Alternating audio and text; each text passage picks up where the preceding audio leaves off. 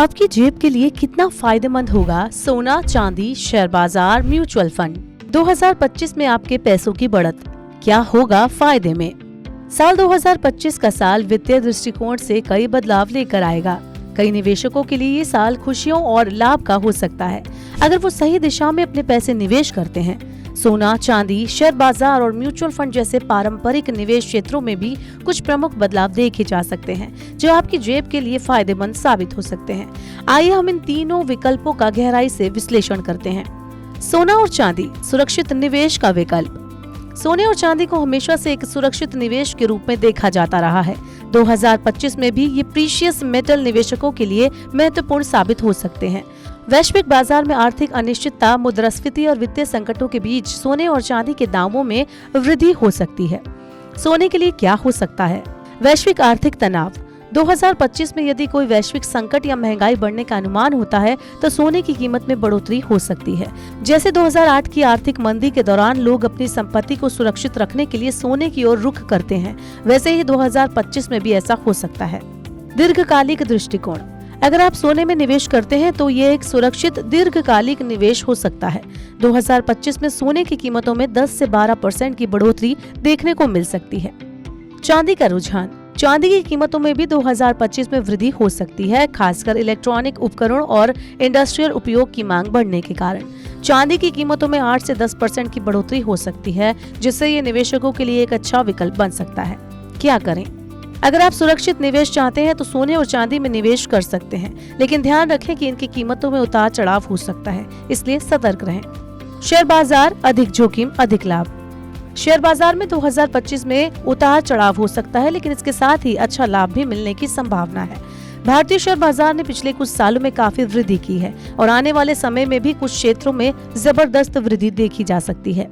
Share बाजार में कहां करें निवेश? टेक्नोलॉजी और एआई कंपनियां। जैसे जैसे एआई और डेटा साइंस का क्षेत्र फैलता जाएगा, इस क्षेत्र में निवेश करने वाले शेयरों में भी अच्छा लाभ हो सकता है। कंपनियां जैसे टाटा कंसल्टेंसी सर्विसेज यानी टीसीएस, इन्फोसिस, विप्रो और छोटे एआई स्टार्टअप में निवेश बढ़ सकता है। सस्टेनेबल और ग्रीन एनर्जी कंपनियां जैसे renew power, Adani green energy, Tata power जैसी कंपनियां जो सस्टेनेबल एनर्जी सेक्टर में काम कर रही हैं, उनके शेयर भी बढ़ सकते हैं। क्या हो सकती है बढ़त? Global market. वैश्विक परिस्थितियों के हिसाब से भारतीय शेयर बाजार पर भी असर हो सकता है। अगर अमेरिका और चीन के बीच व्यापारिक संबंधों में सुधार होता है तो भारतीय शेयर बाजार को फायदा हो सकता है। भारत सरकार के कदम।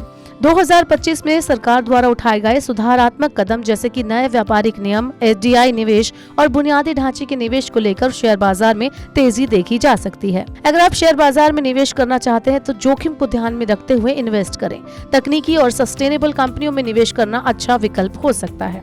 म्यूचुअल फंड, निवेश का सरल तरीका। म्यूचुअल फंड का निवेश 2025 में एक आकर्षक विकल्प हो सकता है। म्यूचुअल फंड में विविधता होती है और ये आपको अलग अलग कंपनियों और उद्योगों में निवेश करने का अवसर देता है, जिससे जोखिम कम हो सकता है। म्यूचुअल फंड में कहां करें निवेश?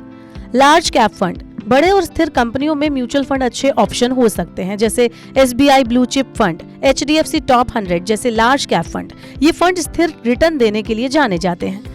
स्मॉल कैप और मिड कैप फंड्स।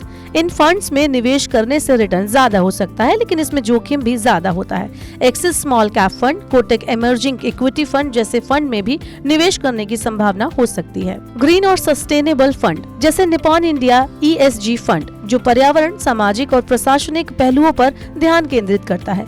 इस क्षेत्र में भी 2025 में बढ़ोतरी हो सकती है। क्या है संभावित वृद्धि?